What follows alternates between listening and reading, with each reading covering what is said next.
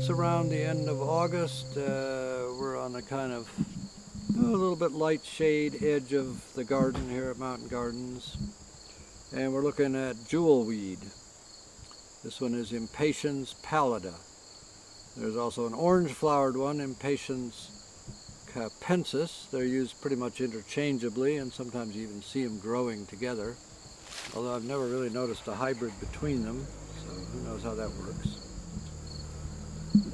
And right next to it, so happens, we have this Japanese one, Impatiens textori.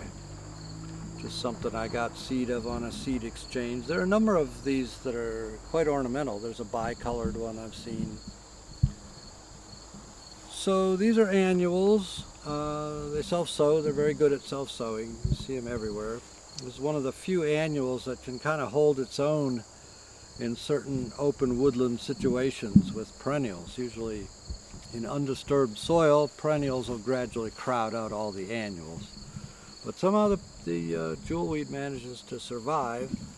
It might have something to do with the fact that it has an interesting habit of actually growing the cotyledons. So the cotyledons, the first two leaves, what are called the seed leaves, usually they're just tiny, and then comes the first true leaf. But with jewelweed, the cotyledons get bigger and bigger. They get as big as 50-cent pieces finally before the true leaf comes, which is kind of distinctive.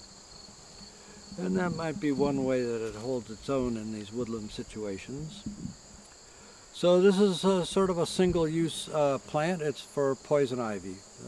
American Indians, certain tribes use the juice for poison ivy and other kinds of rashes as well, and even eczema, different kinds of dermatitis, but specifically poison ivy is the one you always hear about. And what you want to use is just the juice from the stalks. The stalks are kind of juicy. You can crack them open and rub that juice on. Some people like to use it as a preventative for poison ivy. Put it on if you know you're going into a poison ivy area. You could try rubbing that juice on, and or putting it on immediately afterwards.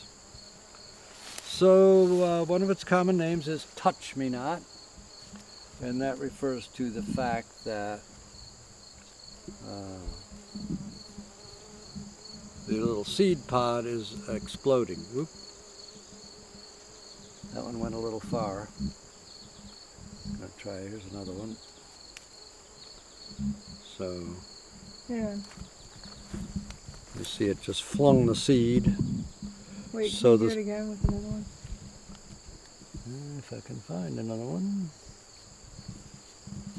There's some over here, I believe.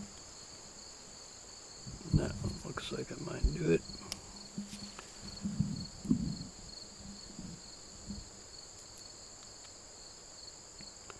So the two sides of the pod are coiled in a reverse way. Lots of plants do that. Mung beans, for example. You ever grow mung beans, nice big bean, you just tap it and ping, because the two sides corkscrew. So that's how it distributes its seeds. Now a little trick you can play or amuse the children or whatever is if you actually catch the seeds.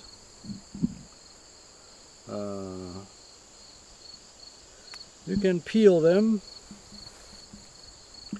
and they're kind of a nice robin's egg blue color. Yeah, that one's not coming out so well. Try another one.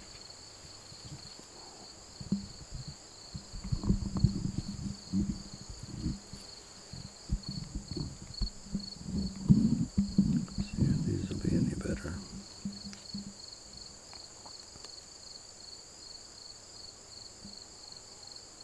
Well, that one's not really blue either. Slightly. Kind of a pale robin's egg blue color to the seed, and you can eat it. The seeds are tiny and they taste like walnuts. It's really not worth harvesting them. It's just sort of a novelty fact about this plant. There are other kinds of impatiens that are very big for shade gardens. If you go into a garden center and you look for plants for shade, a lot of what they have is Impatiens, but it's a different one. Those are called New Guinea Impatiens. The flower does not look like this at all. Looks a little bit more like an aster family flower. So these are different. And as I said, they're very good at self-sowing. This one, Japanese one, has gotten pretty much all over my garden. Nice for colonizing. I'm using it now under the hemlocks, where the hemlocks have died and there's nothing growing in the soil. I'm trying to get some greenery going. So this is one plant I use because it's just a rapid colonizer of such soils. Eventually it'll get crowded out. So as I said, there's also an orange one that can be used interchangeably with this one. The whatever its ability is to alleviate poison ivy, and nobody's ever been able to, that I know of, to point to any specific compound, but it seems to be only with the fresh juice, or sometimes people have tried making salves, varying degrees of effectiveness, or some people like to just take that juice and freeze it, make little ice cubes of the juice, and then have it available at different times of the year. So that's another approach you could take to trying to preserve the medicinal action. But it is a bit challenging. If you dry it, it's useless. I'm not sure that there would be much sense to tincturing it, although you could certainly try. So that's jewelweed. Impatiens pallida, this one.